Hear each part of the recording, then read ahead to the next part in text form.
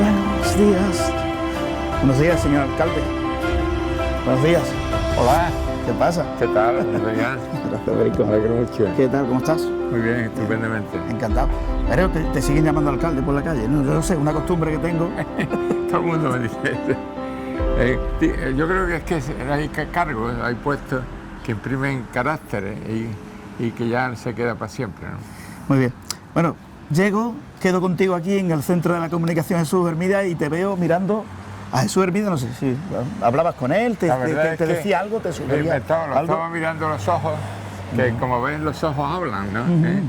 Y yo en mi primer libro del año 80, se llama Conversaciones en Huelva, él está en ese libro. Le hice una entrevista en Madrid, me citó en Madrid en su despacho, era el director del semanal del País, acaba de llegar de América, y ya sabes que él fue el onubense que narró la llegada del primer hombre a la Luna, ¿no? Así fue, así fue. Uno de los acontecimientos más importantes en la historia universal, ¿no? Y bueno, estuve allí, después estuve con él, le hice la entrevista, está en el libro, fumaba mucho, daba vueltas en una silla giratoria, me hablaba de espalda, a mí me entraba ganas de darle ¿Sí? un empujón a la silla, digo, hombre, pero mírame a los ojos.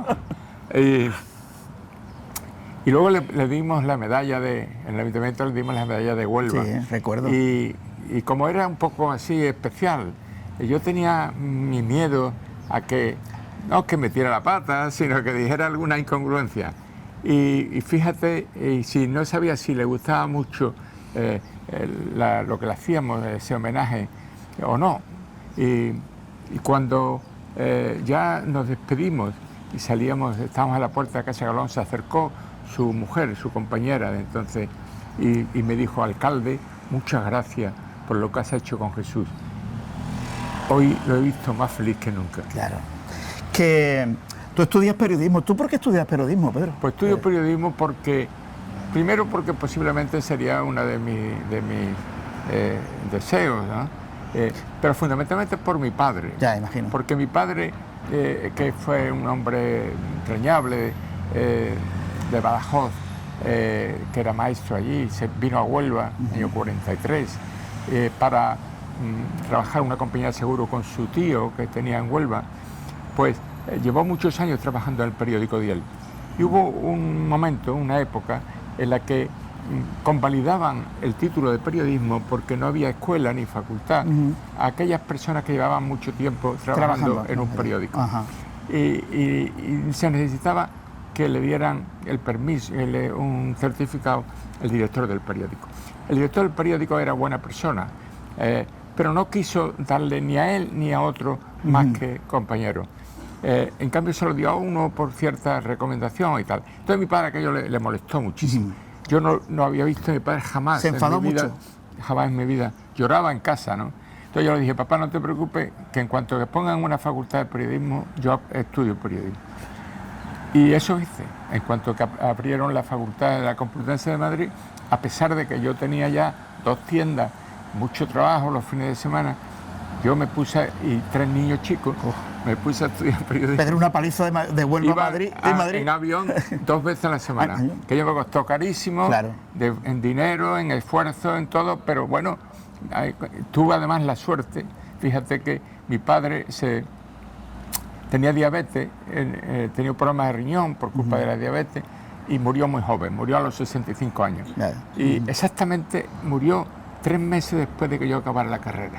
Y en junio, cuando acabé la carrera, digo, papá, iba por la calle, que casi no podía ni andar, y yo venía más contento, digo, papá, que ya soy periodista. No me digas, vamos a celebrarlo con mis amigos. Y fuimos y nos tomamos una cerveza, eso es lo que entonces, cuando a los niños de hoy, cualquier cosa de esas le compra un coche, ¿verdad? que ¿pasamos, Pedro? ¿Vamos a pasar? Vamos. Aquí el Centro de Comunicación Jesús Hermida.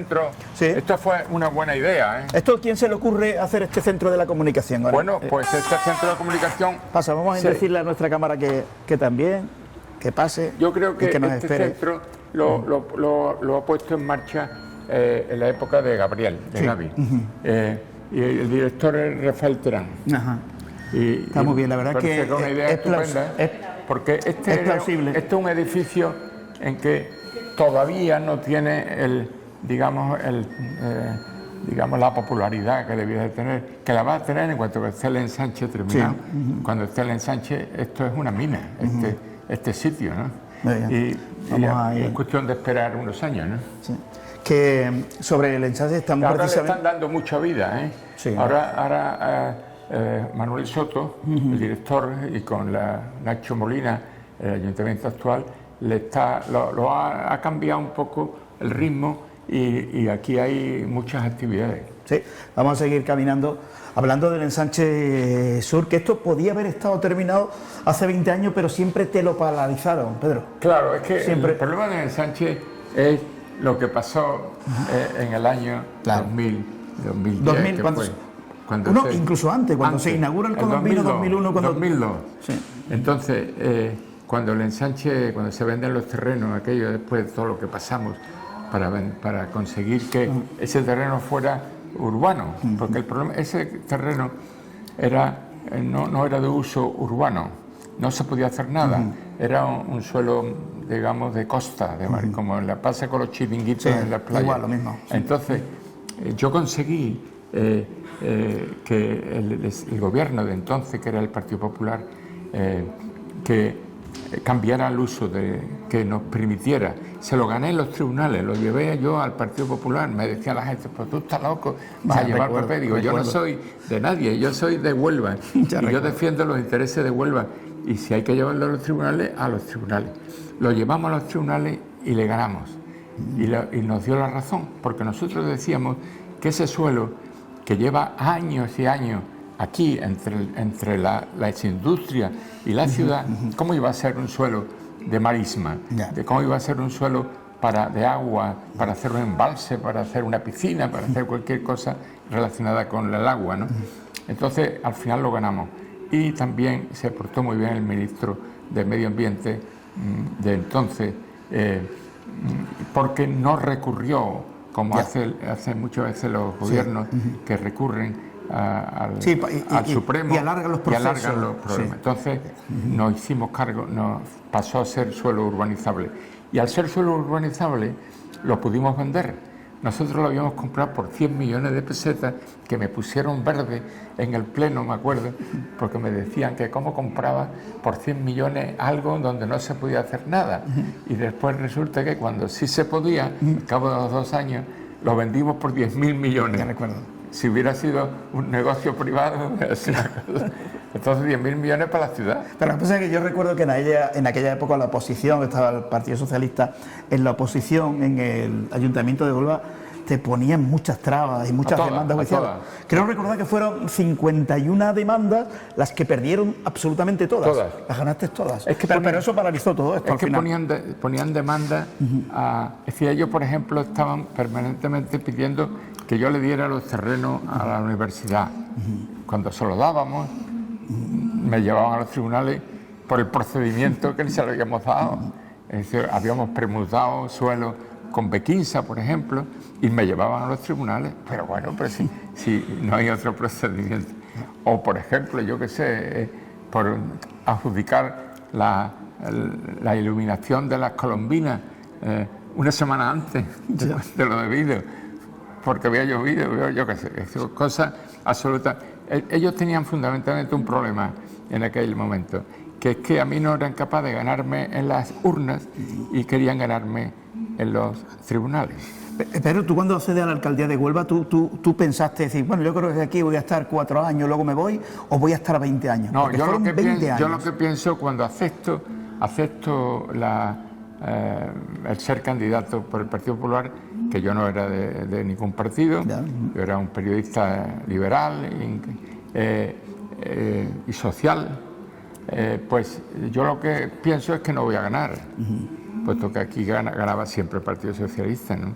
Entonces, al final gano y me encuentro con que tengo que dejar todo lo que tengo, porque tenía 4 empresas, 14 trabajadores, mi vida muy resuelta, muy famoso, muy querido, y ¿qué hago yo? A mí no me interesa, yo no iba a la política ni a ganar dinero, ni a que me conociera nadie, yo eso todo lo tenía. Lo tenía todo, sí. Entonces, pero claro, yo como me había comprometido en eso, ya no tenía excusas, ¿no?, para echarme para atrás, aparte de que a mí no me gustan las excusas. Y llegar allí... Vamos a caminar un poquito, este es el centro de que estamos viendo, donde aquí se celebran muchas conferencias, aquí, charlas. Eso estoy viendo, sí. He venido yo que por aquí un par de veces, pero estoy viendo que hay muchas conferencias. Sí, bastantes. Bastante, ¿no? Me parece que... Está muy bonito esto. Y vienen los colegios. Está muy bonito. Está muy bien. Pedro, cuando tú llegas a la alcaldía, porque recuerdo, dice, bueno, y el libro de instrucciones para gobernar una ciudad, ¿eso quién lo da? Pues no existe. Bueno, sí existen. Es decir, verás, yo incluso compré libros, ¿sabes? Como tenía ni idea, me compré 3 o 4 libros de manuales del concejal, del alcalde, de los ayuntamientos. Y porque claro, en la vida uno sabe de lo que sabe. Claro. Yo era periodista y sabía escribir, sabía hacer fotos, entonces, pero no sabía de urbanismo, no sabía lo que significa un plan general. Claro. Entonces tenía que aprender todas esas cosas. Entonces las fui aprendiendo, leyendo y sobre todo hablando con los técnicos, Yo lo primero que hice cuando llegué al ayuntamiento, el primer mes, estuve visitando a todas las concejalías, a todos los organismos públicos del ayuntamiento y hablando con la gente. Y ellos me contaban sus problemas, sus necesidades, me comentaban a qué se dedicaban. Y me hice una idea global del ayuntamiento. Y en un mes había cogido el toro por los cuernos. Luego me fui al mes siguiente a las asociaciones de vecinos, que tenían mucha fuerza. Entonces me fui a visitarlas. Algunas estaban en un hueco de escalera, otras estaban en casa del presidente, y hoy tienen, pues sí te desarrollaste asociaciones y espacios abiertos. Pero es que entonces la asociación de vecinos estaba en un hueco de escalera. Sí. Entonces me fui y visité, y con ellos visité el barrio, por las calles, hablando con la gente, y me hice al mes siguiente, me hice cargo también de cuáles eran las verdaderas necesidades y cuál era la situación de las barriadas de Huelva. Y me di cuenta que Huelva es una suma de barrios. El centro es una tercera parte, y 2/3 partes de la ciudad son los barrios. Entonces y a continuación me dediqué a hablar con la sociedad civil y a promover, a impulsar, a animar a la gente a que crearan asociaciones. Y la cuarta cosa fue intentar que la gente, porque descubrí que había un desapego de la ciudad. Es decir, el onubense no se sentía muy orgulloso de su tierra. Y entonces comencé una campaña, que ya no la he terminado ni ahora ni en mi libro, que yo la llamé el onubensismo, que era el sentimiento de sentirse orgulloso de ser de Huelva, con sus virtudes y con sus defectos, que tenía mucho y que sigue teniendo, pero también tiene muchas virtudes, y esas son las que hay que querer. La idea que tengo, cuando él tenía pues meses ya en Huelva, y yo tenía 3 años, y entonces vivíamos en la calle Rascón 4. Mi padre fue maestro, fíjate,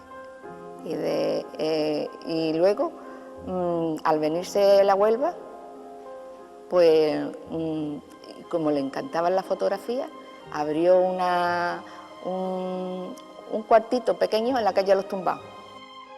Tenía la característica que era mellizo de mi hermana, eran las dos parejas, niño y niña mellizo, que bueno, era una singularidad, que ahora hay muchos mellizos, pero entonces no había tanto. En la calle Rascón, cuando venían las Navidades, ponían unos puestos de turrones y ponían unos puestos de juguetes, porque antes no había las tiendas que hay ahora. Y él se metía a vender. Vivíamos en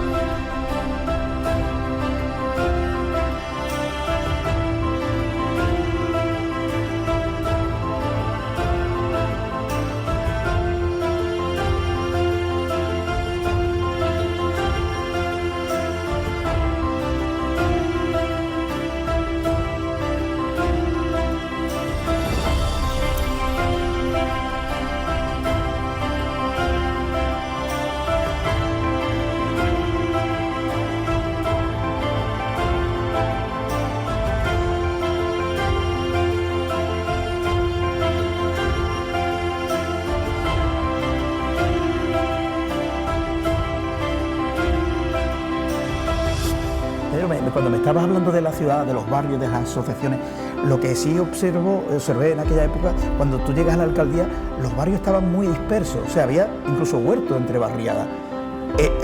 Ese proyecto de unir los barrios de la ciudad... Sí, eso fue muy importante, que en el Plan General de Ordenación Urbana, yo tuve la suerte de encontrarme con que había un plan general, que es, digamos, el documento donde se diseña, se pinta, se dibuja, se escribe cómo hay que hacer la ciudad o qué cambios hay que hacer en la ciudad, qué reformas urbanas hay que hacer en la ciudad. Entonces, ese plan general que estaba guardado en un cajón, lo saqué y se lo otorgué, o ya lo tenían concedido, pero le digo, ponerlo en marcha a los arquitectos. Y desde el ayuntamiento hicimos un desarrollo del plan general espectacular. Los planes generales es muy fácil dibujar, pero es muy difícil ejecutar. Es decir, es muy difícil llevarlo a la práctica. Tú puedes decir, aquí debe hacerse una catedral. Sí, pero ahora ¿cómo se hace? Claro, ya. Si tú dices, en ese terreno que tú has dibujado ahí, que pone una catedral, vas a buscarlo y es de un señor particular, que además no lo quiere vender. Entonces... Y además la burocracia es muy lenta en ese sentido. Todo muy lenta. Entonces, ¿qué pasa? Pero ahí pusimos en marcha uno con Curro Moro, que era un teniente alcalde de urbanismo fenomenal. Y entonces, y con Pepe Zamorano, que era un gerente también de urbanismo espectacular, se puso en marcha una oficina expresamente. Nos dedicamos en cuerpo y alma a aquello. ¿Y qué conseguimos? Pues conseguimos que muy pronto se hiciera la entrada nueva de Huelva, la que ahora lleva mi nombre. Sí, la avenida Pedro Rodríguez. Se lo agradezco a Gabriel que él tuviera ese detalle. Entonces, Huelva, una de las cosas fundamentales que teníamos era cómo conectar los barrios, que estaban, como tú decías, muy dispersos. Entre el Torrejón y Fuentepiña, por ejemplo, eso era el Torrejón, por ejemplo, para ir a Pérez Cubilla, tenía que venir a la calle Concepción. Exacto, o sea, es que era una vuelta tremenda. Y darse la vuelta y coger por las teresianas y llegar. En definitiva, había una desconexión. Y cuando tú estás desconectado desde el punto de vista de la comunicación, estás desconectado humanamente también. Entonces, eso fue una de las claves del desarrollo de la ciudad, la conexión social, de comunicación y vertebrar la barriada, vertebrar la ciudad. Y un eslogan que se dijo por aquel entonces: Huelva cambió en 20 años más que en 100. Es verdad, por eso, es verdad, no lo digo por mí, ni mucho menos, porque yo he intentado siempre porque estas cosas no las hace una persona, las hace mucha gente.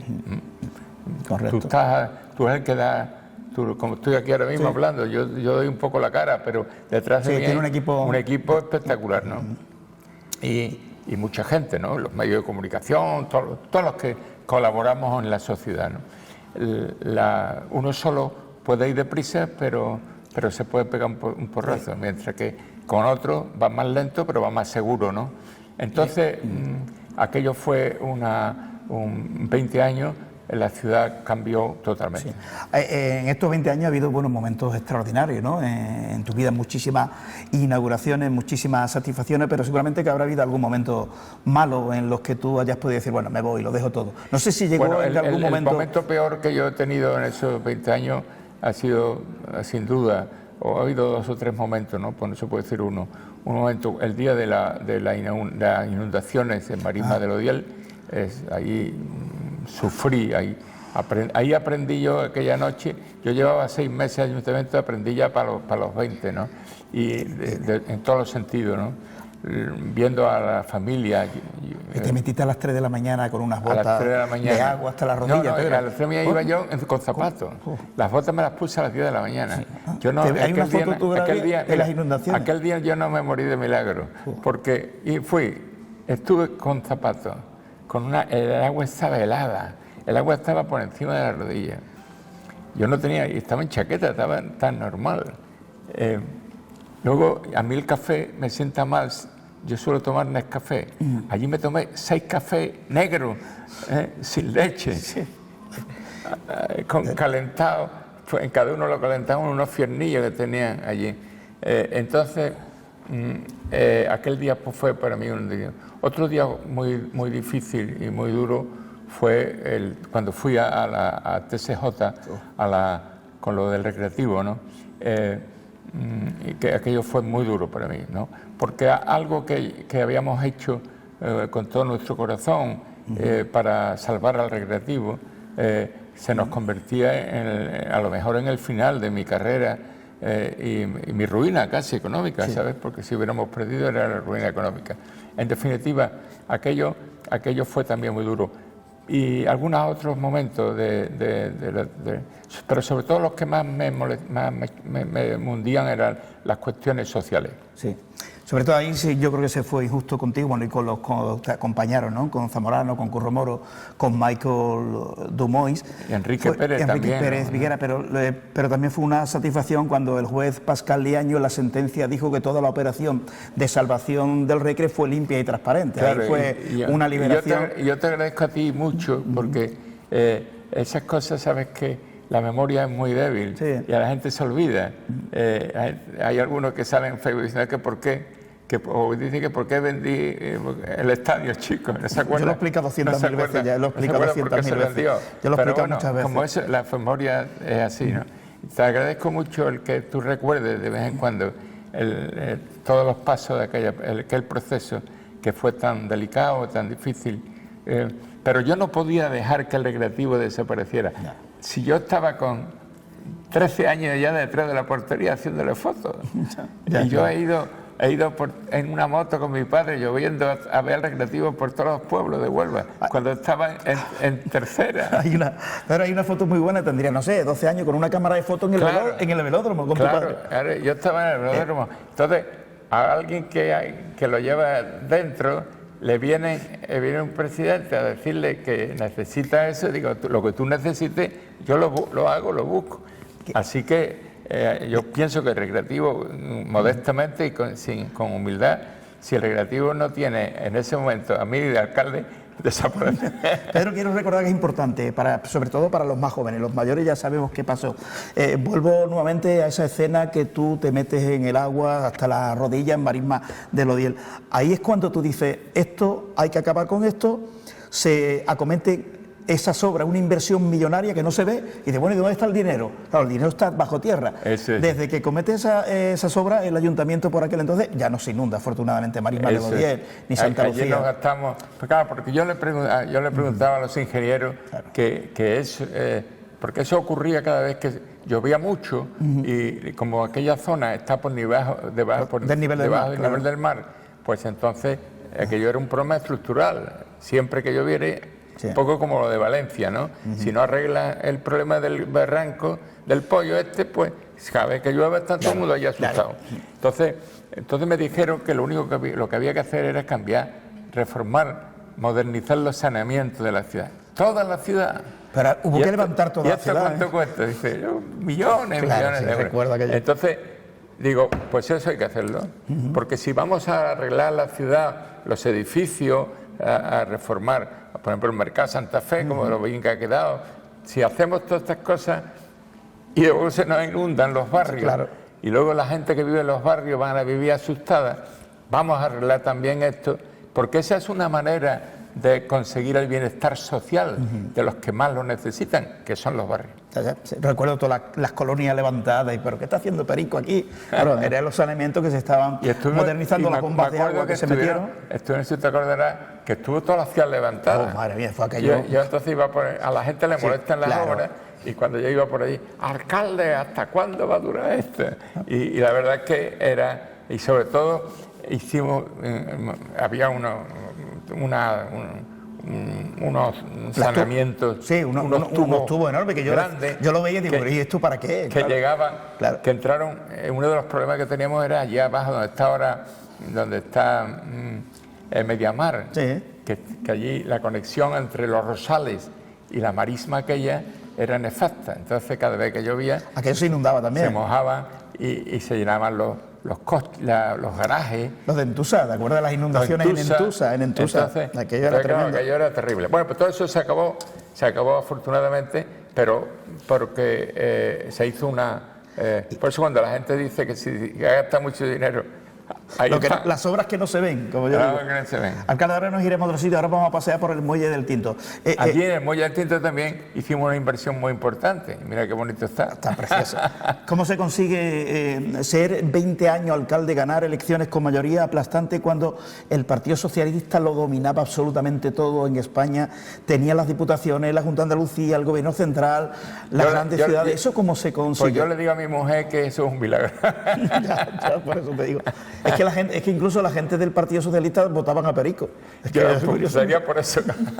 Yo le digo que es un milagro, porque cuando tú ves como lo duro que son, ¿verdad? Sí. Que dominan y controlan los medios, controlan totalmente. todo. Tú dices, bueno, yo como estaba 20 años, claro. Si yo era solo. La verdad es que yo me había adaptado ya, pero yo iba a los actos y allí todo el mundo era del PSOE. Sí, correcto. Menos yo que era de otro. Sí. Pero yo me llevaba muy bien con todo. Yo jamás, en los 20 años, he criticado al PSOE. Jamás. He podido a lo mejor alguna vez quejarme de personas concretas, pero sin nombrarlo. Jamás. Y por eso yo digo que se pueden ganar elecciones sin tener que criticar al contrario, simplemente destacando tus cosas, las cosas de la ciudad donde tú estás. Pues tenemos un presidente del gobierno ahora mismo no para criticarlo, sino para correrlo a gorrazo. Claro, es que lo que hace este hombre, eso no se puede hacer. Bueno, ahora te preguntaré, ahora vamos a ir al medio. Antes de terminar aquí en este centro de comunicación, ¿qué papel ha jugado tu mujer en toda esta tu carrera, sobre todo en los momentos complicados? Pues mi mujer es todo, ha jugado un papel fundamental. Ten en cuenta que una persona...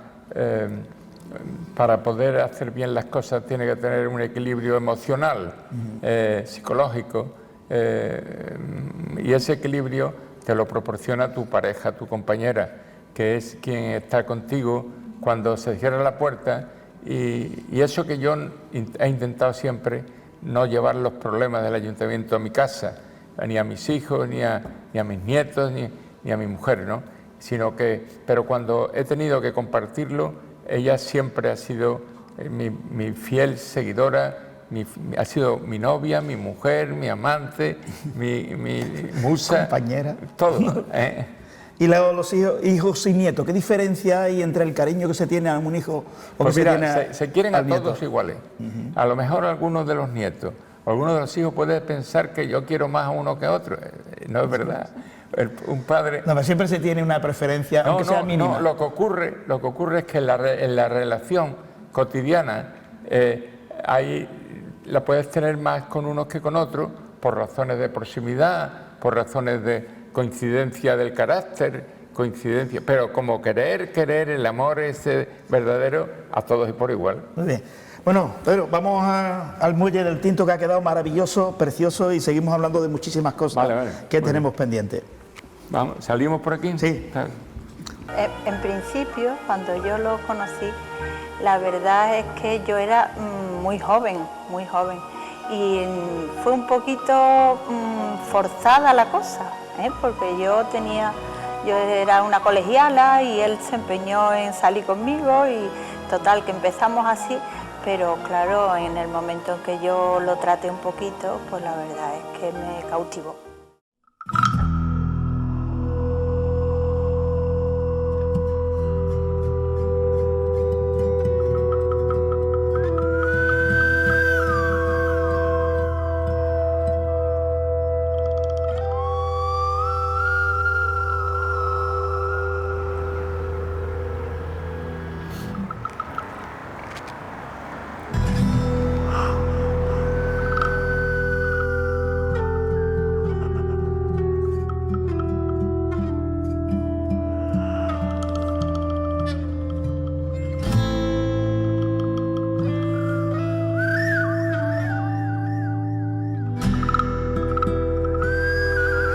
Oye, qué bien. Pues, pero quizás este es una de las zonas de Huelva más bonitas, ¿verdad? Es un lugar histórico, el Muelle del Tinto. Además, no solamente es la más bonita, sino que es la de más futuro. Es decir, aquí ahora mismo estamos en el corazón de la Huelva del siglo XXI. Por aquí, para las personas que nos ven desde fuera, por aquí donde estamos paseando con Perico, Hace 100 años venían los trenes cargados de minerales de Río Tinto, los embarcaban en los barcos y se marchaban a Inglaterra. Entonces, la historia que tiene este puente, este muelle. Huelva es el puerto, porque Huelva nace por el puerto. Aquí llegan los fenicios, los romanos, los griegos, los zartesios, es decir, aquí llegan las primeras civilizaciones que se funden en este crisol de cultura, y de esa nace Huelva, entre dos ríos, entre el Tinto y el Odiel. Bueno, ¿y cómo es la vida después de 20 años de alcalde, Pedro, cuando tú te retiras? ¿Qué haces? ¿No te aburre? No, no me aburro, no. No me aburro porque afortunadamente, gracias a Dios, tengo la vocación, la afición, el gusto por escribir. Y eso me ha permitido seguir escribiendo, porque yo escribía los últimos 5 años que estuve de alcalde. Yo abrí una página en Facebook y es una especie de una página de página, ¿no? Y escribo diariamente, con lo cual tengo mi afición, que era la de escribir.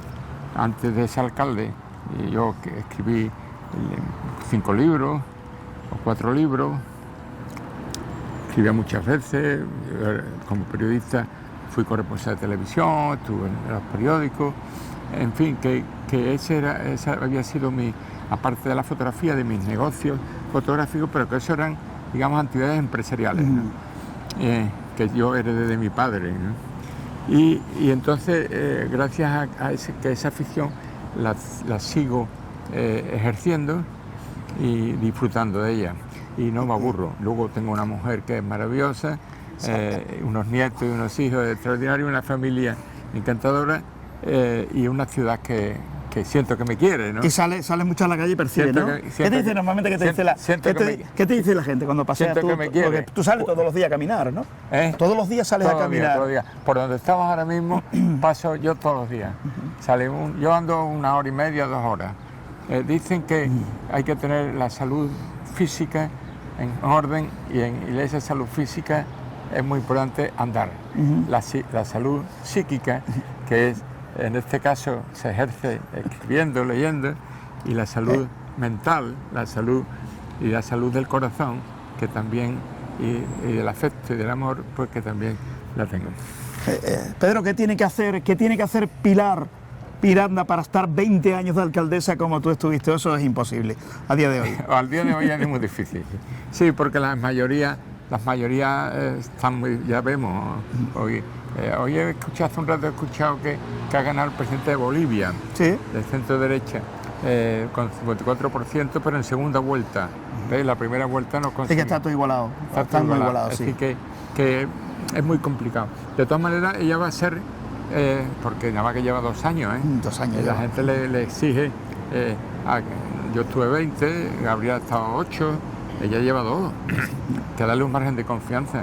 Ella va a ser una gran alcaldesa, porque tiene 2 cosas muy importantes para ser alcalde. Una, que es muy buena persona. Eso es fundamental. Que siente en su corazón los problemas. Y 2, que es muy trabajadora. Es decir, ella no tiene... Yo hace un rato he hablado con ella por teléfono, porque la han operado hace 5 días. Partió un pie. 5 días de un pie, y ya salí, ya le había dicho el médico ayer que podía estar en la calle, que podía pisar, y ya se ha ido al ayuntamiento. Es decir, que es una mujer... y luego tiene, si quieres, la escuela de nosotros, de los que estuvimos 20 años en el ayuntamiento, y con esa escuela, con ese corazón tan grande que tiene, y con esa capacidad de trabajo, va a ser una gran alcaldesa. Los equipos son importantes, tú lo decías antes, que toda la transformación de la ciudad no lo hiciste tú solo, sino con un gran equipo. Pilar tiene un equipo, pero de gente que viene de la vida social, no de la vida política. Lo único que está pues tiene que dentro aprender. Es Felipe Arias. Eso me pasó a mí, me pasó a mí. Cuando yo llegué al ayuntamiento, el equipo mío eran todos gente independiente políticamente, y jóvenes, 23, habían 22 salido de la años. universidad, Sí. Y tuvieron que aprender, como yo, y cuando aprendimos, pues nos hicimos con los problemas y con las necesidades, pues empezamos a caminar. Pilar tiene ahora mismo una cosa positiva, que ella tiene en la Junta de Andalucía que es de su mismo partido. Y es muy importante que siga manteniendo la Junta de Andalucía el Partido Popular. A Huelva le viene muy bien. Y si gana en Madrid todavía mejor. Entonces, ¿por qué? Porque desgraciadamente la sociedad está tan polarizada que si lo hace el mío vale y si lo hace el contrario no sirve para nada. Lo mismo, ¿eh? Sí. La misma cosa, si tú la haces mala, si la hacen ellos son buenas. Quiere decir que con esa mentalidad, con esa forma de gobernar, es muy difícil trabajar. Entonces, para Pilar, para la Huelva sobre todo, cara al AVE, cara al puerto, cara a muchas obras que se necesitan. Mira, el mismo edificio de Hacienda, ¿cuántos años lleva? Pues, para 20 años. ¿Cuánto llevo yo luchando, me he llevado luchando por ese edificio? 20 años. No me hacían ni caso. Ya. Ahí está ya terminándose. Sí, en el momento que la Junta da el visto bueno. Claro. Entonces, si los ciudadanos se dieran cuenta de eso, intentarían votar en bloque. Sí. Es decir, que en Huelva estuviera el PP y si está el PP, pues que en Sevilla, en la Junta de Andalucía estuviera el PP. ¿Por qué? Porque es que eso es bueno para el ciudadano. No debía de ser así, porque los políticos deberían de defender los intereses de los ciudadanos antes que los propios o de los de su partido. Pero desgraciadamente están primero los intereses de los partidos, después los intereses personales, o como quieras, y finalmente los intereses de los ciudadanos. Bueno, Pedro, un hombre con la experiencia que tienes tú en la vida social, en la vida política, ¿cómo estás viviendo lo que está pasando en España ahora mismo? Esos audios vomitivos de Koldo con Ábalos diciendo de las prostitutas, mándame a la colombiana, que se enrolla, no, vamos a hacer una orgía, le pago 500 euros a cada una de las prostitutas.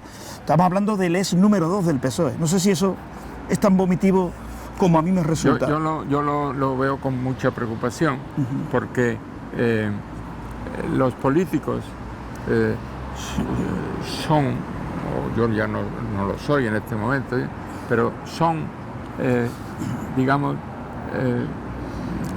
deben ser modelos en el comportamiento, en el trabajo, en su moral, en su ética, para los ciudadanos. Los ciudadanos te eligen porque consideran que tú eres lo mejor, lo que mejor puede defender sus intereses, satisfacer sus necesidades. Y claro, si se encuentra que ese que él nombró o que él le dio su voto es lo que estamos viendo, resulta que se decepciona. Es que se considera engañado, estafado. Ese es un poco lo que, cuando yo veo eso, me siento estafado, engañado. Aunque yo no lo haya votado, porque a lo mejor haya votado otro partido. Pero como figura, un congresista, un diputado, debe de ser un espejo de virtudes, donde nos miremos todos los ciudadanos. Claro. Preocúpate también que el ex número 2 del PSOE esté en la cárcel, el ex número 3 va a entrar en la cárcel, que eso también, no sé, Sánchez o no lo sabía, o no se enteraba absolutamente nada, o lo sabía pero tiene que decir que no lo sabía. Yo, hombre, como comprenderá, nadie dice... Claro, yo no sabía lo que era. Nadie dice, claro, ya. Nadie dice eso. Bueno. Un día escuchaba yo al presidente de la audiencia decir una cosa que no se me ha olvidado nunca. Decía que normalmente los delincuentes son los más, los más honrados que existen.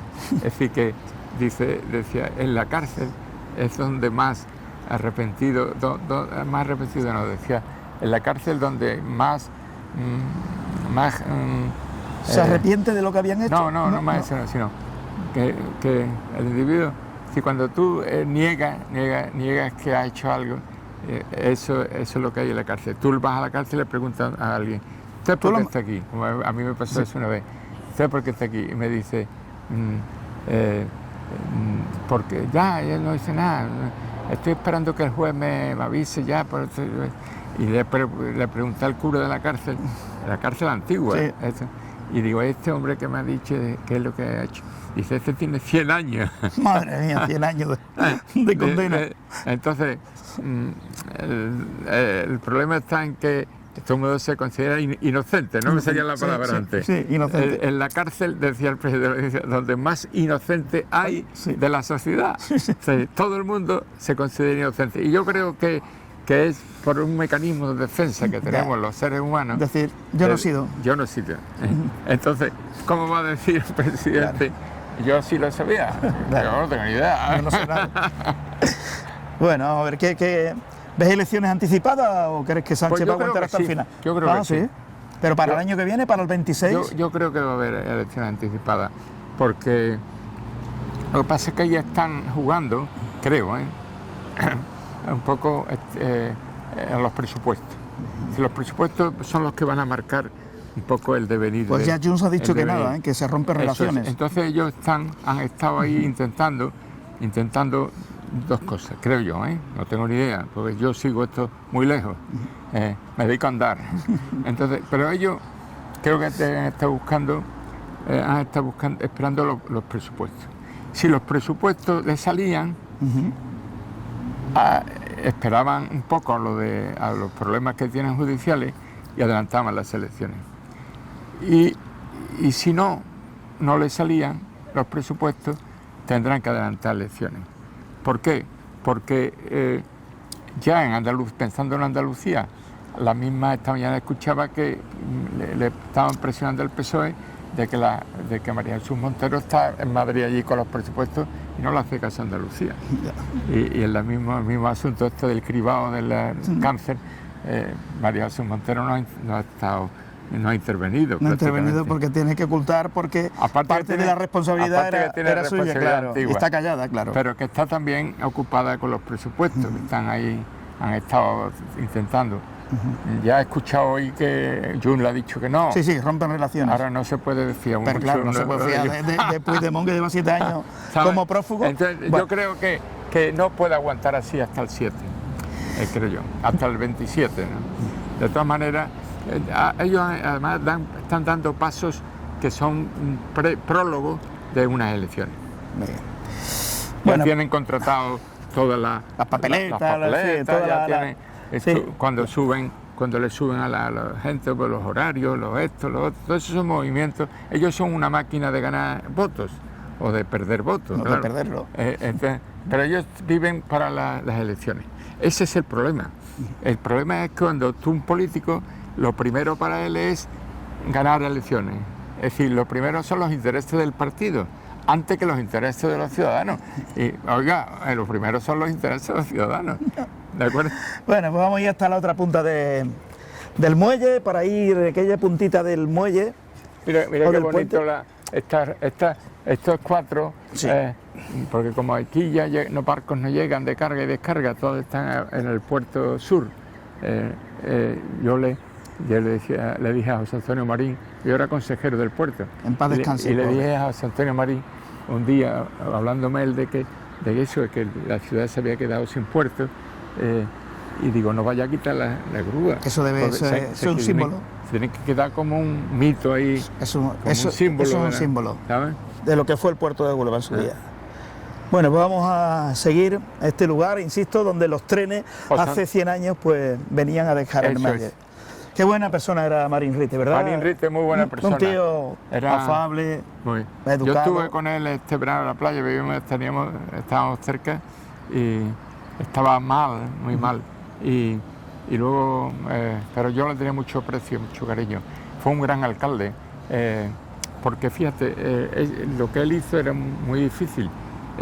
Ganó las primeras elecciones, y se encontró un ayuntamiento que estaba hecho un desastre. Era un ayuntamiento pues con muy poca capacidad, y entonces tuvo que reorganizar todo aquello, montar un gobierno nuevo, democrático, y además tenía muchos partidos dentro de... Sí, recuerdo. Y entonces él se llevaba muy bien con todos. Él fue un alcalde de consenso, un alcalde de gestión, y no tenía dinero, y él sacó aquello adelante, y con el beneplácito de todos los partidos, y todo el mundo habla muy bien de él. A mí jamás nadie me habla mal de él. Correcto, coincido contigo.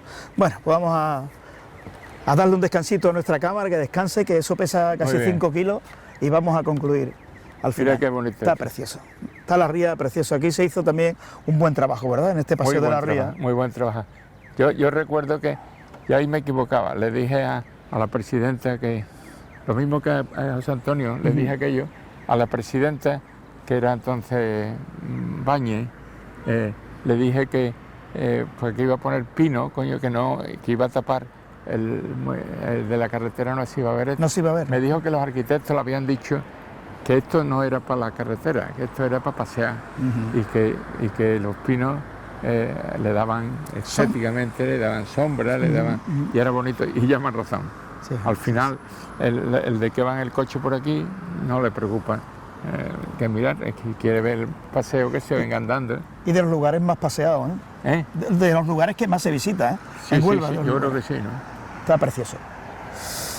Bueno, pues ahora vamos a terminar la entrevista hablando de los libros que ha escrito Pedro Rodríguez y del último libro, que ahora me va a contar qué es lo que hay dentro de ese libro antes de poder leerlo. Acabo de hablar con la alcaldesa que me va a presentar el libro, ¿sabes?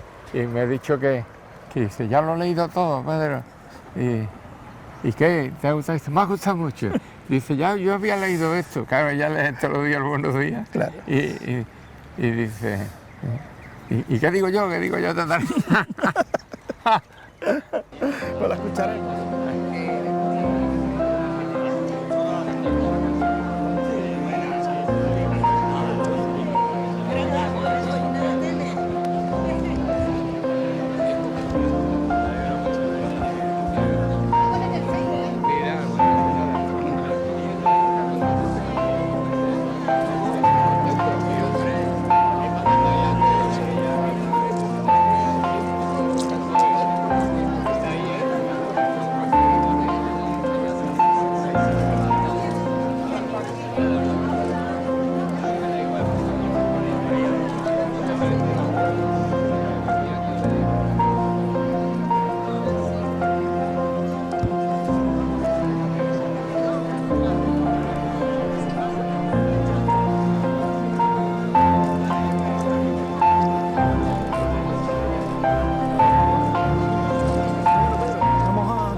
Paseíto súper agradable.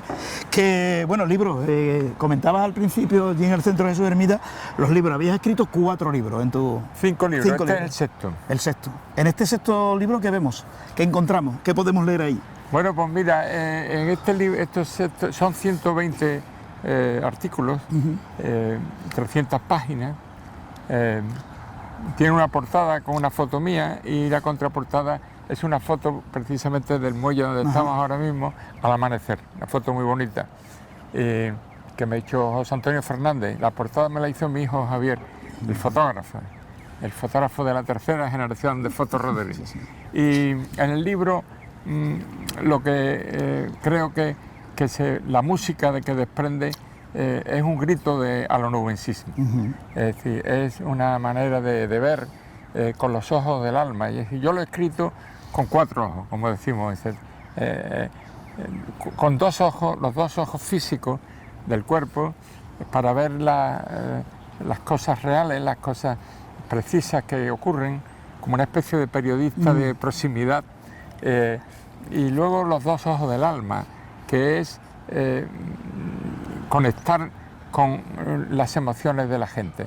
Cuando yo voy a los sitios, no solamente me fijo en lo que ocurre, lo que estoy viendo, sino en lo que yo estoy sintiendo y que lo que creo que están sintiendo la gente. Entonces, las emociones, que son las alegrías, las ilusiones, los sueños, las rabias, las penas, las tristezas, todas esas cosas, las esperanzas, todas esas cosas son las que yo veo en el rocío, en la cinta, en la muerte de algún amigo, en la muerte de algún conocido. Es una persona que tú sabes que es un líder social, que se la está jugando, que hace mucho. Tú, por ejemplo, tú eres una persona que estás al pie del cañón todo el día. Te podrás equivocar, ¿no? Te podrás llevar razón, pero estás dándole a la gente algo. Bueno, pues eso yo lo estoy viendo, no solamente estoy a ti viendo físicamente, sino estoy metiéndome dentro de ti, viendo cuáles son tus ilusiones, cuáles son tus sueños, cuáles son tus esperanzas. Y ese es el libro. Qué bonito. Bueno, es que vamos a ir ya terminando, vamos a ir saliendo de este marco histórico. Preguntas puntuales para concluir. Pedro, a estas alturas de la vida, ¿qué necesitas tú para tener calidad de vida? Pues para tener calidad de vida necesito tener salud, lo más importante, salud económicamente para vivir y luego tener el afecto de tu familia, amigos, la gente, en definitiva, tener y una vida interior, tener sentido, tener que la vida para ti tenga sentido. Esas son las cuatro cosas. El sentido de la vida, el sentido espiritual, el sentido de tener una relación con la gente, social, vivir no solamente para ti, sino también para los demás, entregado, comprometido con los demás. Cada uno vive para los demás de una manera. Uno se comprometen tú te comprometes con tu trabajo, yo me he comprometido con mi alcaldía, cada uno se compromete con lo que sea, con tu familia y salud, que es lo más importante. Entre salud, dinero y amor, lo más importante es salud, después amor y después dinero. ¿Y cómo te gustaría que te recordase? Porque todos tenemos un último día en la vida, desgraciadamente, todo se acaba. ¿A ti cómo te gustaría que te recordasen? Cuando subo a las marismas del cielo, que me recuerden como la persona que vivió por y para su ciudad, a la que quiso con todo el alma, y que si volvieran a hacer, me gustaría que me llevaran Huelva. Qué bonito eso. ¿Y volverías, si te da otra oportunidad la vida de volver a nacer, serías también alcalde de Huelva, serías periodista, serías empresario, volverías a hacer las mismas cosas? Sí, sí, porque al final ya a la altura de mi vida, tengo 81 años, pues no me puedo quejar. Entonces, como no me puedo quejar, entre conocer algo nuevo sin saber cómo te va a salir, y ya que conozco esto y sé cómo me ha salido, pues prefiero seguir como estoy. Y cuando yo llegue, si llego a 81 años, pero cuando te levantas con 81 años, ¿tienes las mismas ilusiones que cuando te levantabas que tenía 30 años? Sí, yo por saberlo, para ver cómo me voy a sentir. Las mismas. Igual. Y además no solamente eso, sino piensas igual. Tú que has hablado conmigo hace 20 años, verás que... Sí, igual, no has cambiado nada. No ha cambiado nada. No ha cambiado nada, sí, correcto. Esa es la tragedia. Esa es la tragedia, porque una cosa es la cabeza y otra cosa es el cuerpo, que el cuerpo se va envejeciendo. Entonces, al envejecer, resulta que tú dices, qué putada, coño. Claro, te gustaría volver a jugar al baloncesto, claro, pero ahora no estás en condiciones. Claro, eso ya para jugar al baloncesto no estoy. Con el amigo Bobby, ¿qué recuerdo?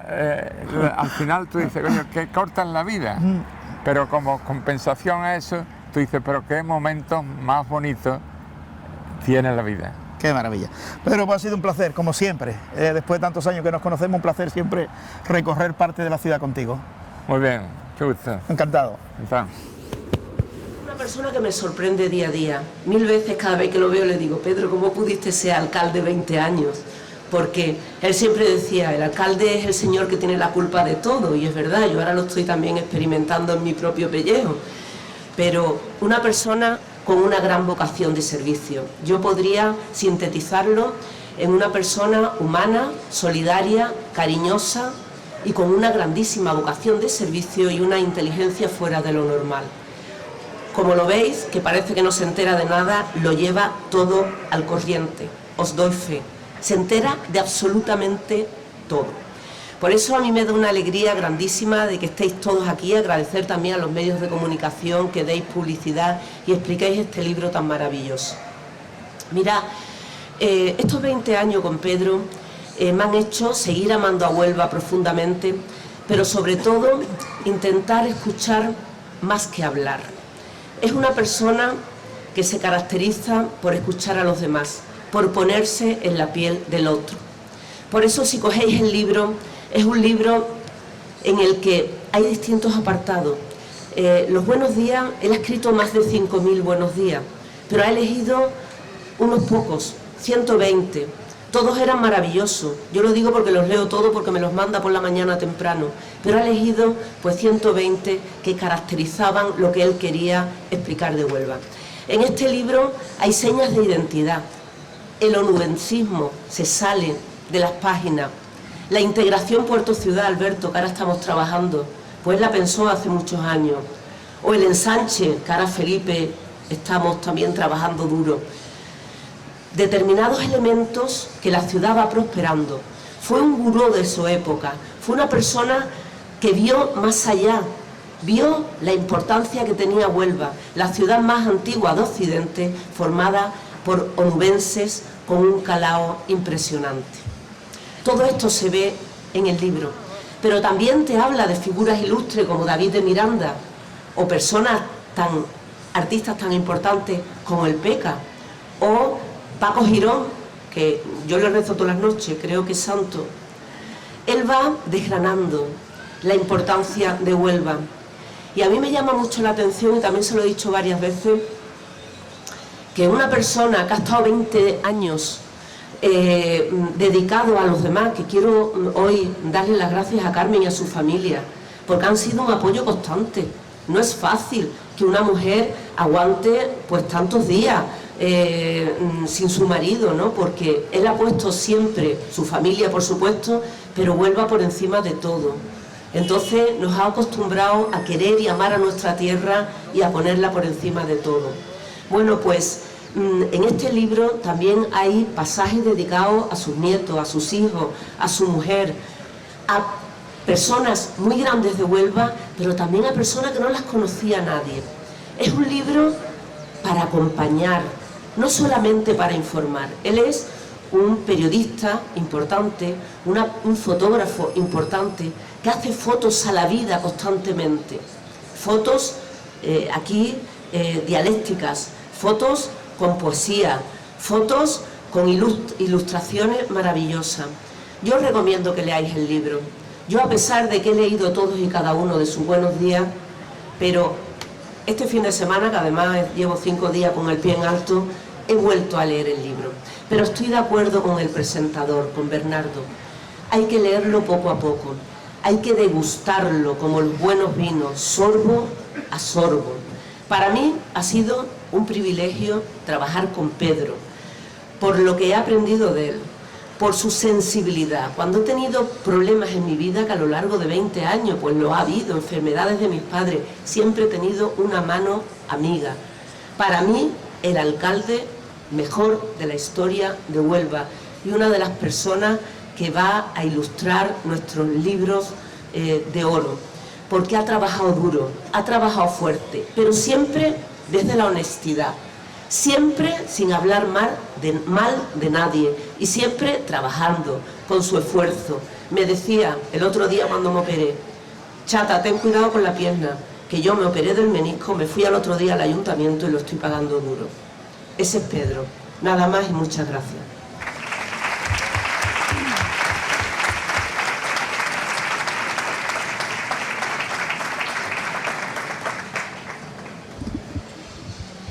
Buenas tardes a todos y a todas. Hoy es un día verdaderamente especial. Nos reunimos aquí no solo para presentar un libro, sino para celebrar una vida entera de amor, compromiso y dedicación a una ciudad que late en cada página de esta obra titulada Huelva al amanecer.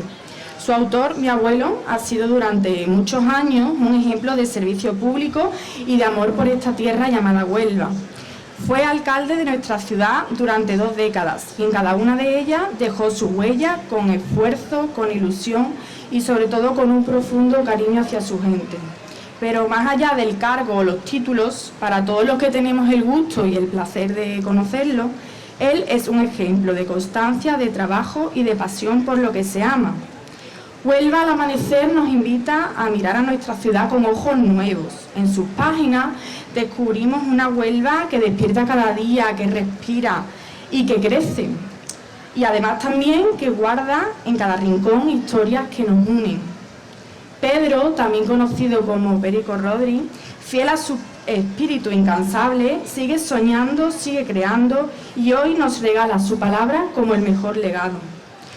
A sus 81 años de edad nos demuestra que nunca es tarde para empezar algo nuevo, que la pasión no entiende de edades y que las historias compartidas son la mejor forma de mantener viva la memoria de un pueblo convertido en ciudad.